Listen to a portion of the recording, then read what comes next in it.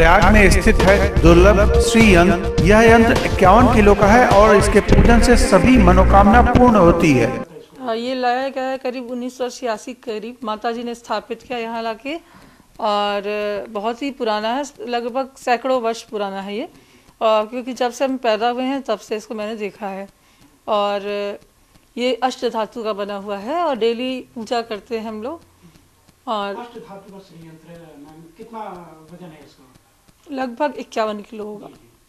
और इसमें सब कुछ मतलब अष्ट धातु में जैसे सोना, चांदी, तांबा, पीतल सब कुछ मिला के होता है, उसी तरह बना हुआ है। कैसे पूजा करती हैं पूरे दिन आप इसकी?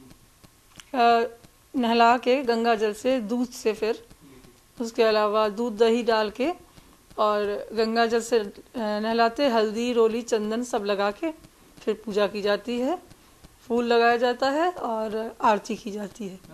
ये सैकड़ों वर्ष पुराना है और इसके आने से, स्थापित होने से हमारे घर में धन की वृद्धि हुई, सुख शांति और बहुत ही समृद्धि आई इसके बाद। और इसमें जो आपने पूछा कि ब्रह्मांड का इसमें नक्शा बना हुआ है, तो इसमें 700 देवियों का वास है।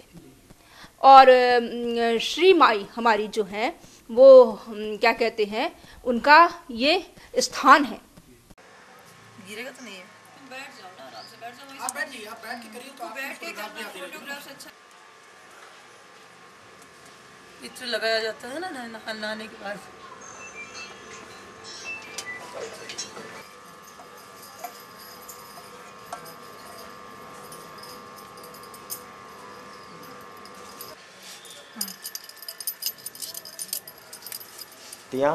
और साथ में जितने भी ब्रह्मांड के जो भी स्वरूप हमको देखने को मिलता है, सब इसमें समाहित होता है। उत्पत्ति स्वामी जी कहाँ से, क्या कथा मिलती है? ब्रह्मा जी ने जब सृष्टि आरंभ किया है, सृष्टि के आरंभ में जब महाप्रलय की वेला थी और भगवान नारायण शयन कर रहे थे, उस समय उनके नाभि से जो कमल निकला, उस कमल पर योनि ब्रह्मा जी उत्पन्न हो गए। तो ब्रह्मा जी विचार कर रहे थे कि मैं कौन, कैसे, कहाँ से आया। तभी एक उनको ध्वनि सुनाई पड़ी, कहा गया तप करो, तप करो, तप करो। तो तप सुन करके ब्रह्मा जी सोचने लगे किस प्रकार से तप करो। उनको उस समय महामाया के श्री जी की प्रेरणा से ये बुद्धि आई कि अच्छा, जगत का इस समय उत्पत्ति जगत की करनी है, ब्रह्मांड की उत्पत्ति करनी है। तब सर्वप्रथम उन्होंने उन्हीं श्री जी के जिस रूप में वो विराजते हैं उनका सूक्ष्म रूप लिया। और ये जो जगत है, ये संपूर्ण ब्रह्मांड का जो सूक्ष्म रूप है, जिसको अंतर जगत भी कहते हैं, जहाँ दृष्टि नहीं जाती, उस अंतर जगत का जो स्वरूप है उस श्री यंत्र में समाहित हो गया। तो श्री जी का जो सूक्ष्म रूप है वो इस रूप में दिखाई पड़ता है। तो अब ये जगत का सूक्ष्म रूप जो श्री यंत्र में आया, इसको भक्तों ने साधना करके जाना। और ब्रह्मा जी ने जो वो यंत्र बनाया था, वो कहते हैं कि चित्रे निवेश्य परिकल्पित सत्वयोगा रूपोचयन मनसा विधिना कृतानो। तो सबसे पहले तो चित्र बनाया, चित्र बनाने के बाद फिर उसमें प्राण संचार किया, सत्वयोग स्थापित किया, तब जाकर के मन से ही इस संपूर्ण सृष्टि को उन्होंने एक सूक्ष्म रूप दिया। उसको हम श्री यंत्र के रूप में जानते हैं। इसमें भूपुर होता है, इसमें त्रिकोण होते हैं, दिक्पाल होते हैं, लोकपाल होते हैं, समस्त देवता और देवताओं की शक्तियाँ समाहित रहती हैं। और नारायण से लेकर के जो त्रिदेव और त्रिदेवियाँ हैं वो भी इसी श्री यंत्र में आती हैं। तो जो श्री यंत्र के साधक हैं वो गुरुमुख से जान करके गुरु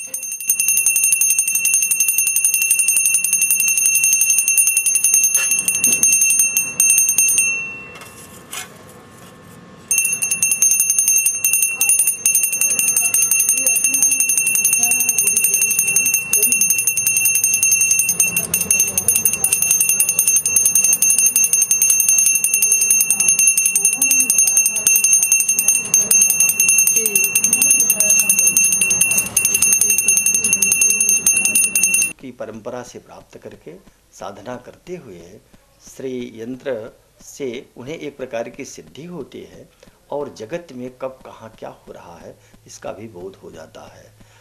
युक्तस्तस्तु सदा भानम, जैसे युक्त और इंजान दो योगी होते हैं, युक्त योगी को सदैव भान होता है, वैसे श्री यंत्र के साधक को ज्ञात हो जाता है कि जगत में कहाँ क्या चल रहा है। इसकी उपासना स्वामी जी कैसे की जाती है श्री यंत्र की? उपासना करने के तो विधान अनेक हैं, पर जैसे कि गुरु परंपरा से प्राप्त जो विधान है उसमें सर्वप्रथम जो 16 प्रकार के उपचार कहे गए हैं, आवाहन करे श्री यंत्र को, श्री यंत्र बनवा करके प्राण प्रतिष्ठा करें, प्रतिष्ठा करके जो श्री सूक्त के 16 मंत्र हैं उसके प्रथम मंत्र से ओम हिरण्य वर्णाम हरिणीम सुवर्ण रजतस्रजाम चंद्राम हिरणमयीम देवीम जात वेदो आवा, इस मंत्र से आवाहन करते हुए फिर प्रत्येक एक मंत्र से आवाहन के बाद अर्घ दे, पाद्य दे, आचमनीय दे, और उसके बाद फिर स्नान कराए, वस्त्र दे, उपवस्त्र प्रदान करे, फिर धूप दीप नैवेद्य आदि पुष्प अर्पित करे, फिर नैवेद्य के बाद तांबूल आदि प्रदान करता हुआ प्रदक्षिणा करे, आरती करे, ये विधान है।